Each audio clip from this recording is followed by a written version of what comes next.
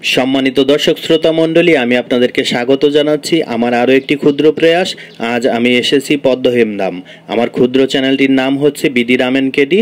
এই চ্যানেলটি সবাইকে সাবস্ক্রাইব করার জন্য অনুরোধ জানাচ্ছি। মুন্সিগঞ্জ জেলার সিরাজদিখান উপজেলার দুশরপাড়া গ্রামে অবস্থিত পদ্মহেমধাম ফকির লালন শাহের একটি আশ্রম। বাউল বাড়ি হিসেবে পরিচিত নৈসর্গিক এই স্থানে লালনের পদার্পণ না ঘটলেও প্রথম আলো ফটো সাংবাদিক কবির হোসেন লালনের প্রতি ভক্তি প্রদর্শনপূর্বক এই আশ্রমটি গড়ে তুলেছেন। ছায়া সুনিবিড় স্নিগ্ধ প্রকৃতিতে পরিবেশ ও পাখপাখালির কলকাকলিতে পরিপূর্ণ পদ্মহেমধামে প্রবেশ করতেই নজরে পড়বে লালনের অন্যতম নিদর্শন পাথরের তৈরি বিশাল একটি একতারা। মায়াময় প্রকৃতির মাঝে আরও নজরে পড়বে মুন্সিগঞ্জের ঐতিহ্যবাহী কাঠের দোতলা ঘর, বৈঠকখানা ও লালনগীতি বিদ্যালয়। আশ্রমের পাশ দিয়ে তিন দিকে বাঁক দিয়ে চমৎকার মোহনার সৃষ্টি হওয়া ইছামতি নদী বহমান, আর তাই আশ্রম থেকে নদীর পাড়ে দাঁড়িয়ে সূর্যোদয় ও সূর্যাস্ত দেখার দৃশ্য অনেক বেশি উপভোগ্য। ইছামতি নদী দিয়ে অধিকাংশ সময় নৌকায় সংসার গড়ে তোলা বেদেদের জল যেতে দেখা যায়। আশ্রমের সামনের বিশাল খোলা মাঠে প্রাচীন বটগাছের দীর্ঘ 12 বছর ধরে শীতের সময় 2 পূর্ণিমা তিথিতে এই আশ্রমে লালন ফকিরের উৎসব, মেলা ও সাধুসঙ্গের আয়োজন করা হয়ে থাকে। সন্ধ্যা থেকে সারা রাত গান, চা ও পিঠার সাথে মুখর থাকে আশ্রম প্রাঙ্গণ। সে সময় জাপান, ভারত সহ বিভিন্ন দেশ থেকে সাধুগুরু সহ অনেক বাউল শিল্পী, গণ্যমান্য ব্যক্তি, দর্শনার্থী ও লালন ভক্তদের আগমন ঘটে।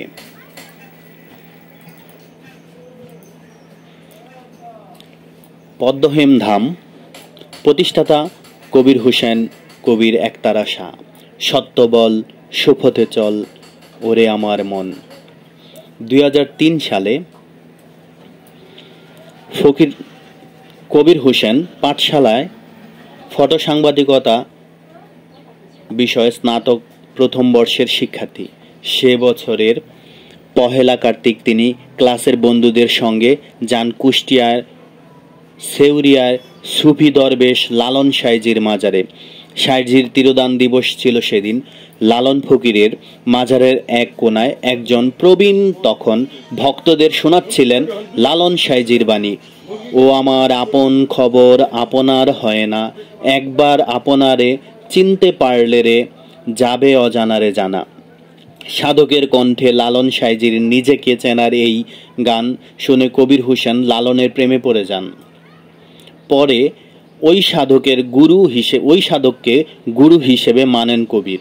গুরুর পথ ধরে লালন সাইজির সন্ধান করেন তিনি। ফকির লালন সাইজির আবির্ভাব হয় কুষ্টিয়ার নদিয়া অঞ্চলে 1774 সালে। সাইজির তিরোদান হয় 1890 সালে 1 কার্তিকে। 116 বছর লালন সাই দেহজীবন যাপন করেন। শহর, নগর, গ্রাম, বন্দরে একতারা ও কুমোরডুগি বাজিয়ে গান গেয়ে সংস্কার করেছেন মানুষের মন। কবির হোসেনের গুরুর নাম বীর মুক্তিযোদ্ধা শাহ সুফি দরবেশ নহির ফকির। কবির হোসেন ও তার সঙ্গিনী রুবি ফকির লালনের পথে নহির ফকিরের কাছে একই দিনে বায়াত গ্রহণ করেন। 2003 সালে স্বপ্ন বুনতে থাকেন সাইজির বিনয়ী অমীয় মানবতা সঙ্গীতের বার্তা মানুষে মানুষে পৌঁছে দেয়ার। লালন বার্তাবাহক গুরু নহির ফকিরের সান্নিধ্যে কবির একতারা শাহ নিজের সন্ধান করতে থাকেন। পরিকল্পনা করেন মুন্সিগঞ্জে তার নিজ গ্রাম দুশরপাড়ায় লালন সাইজির মানবতা সঙ্গীতের স্টেশন করার।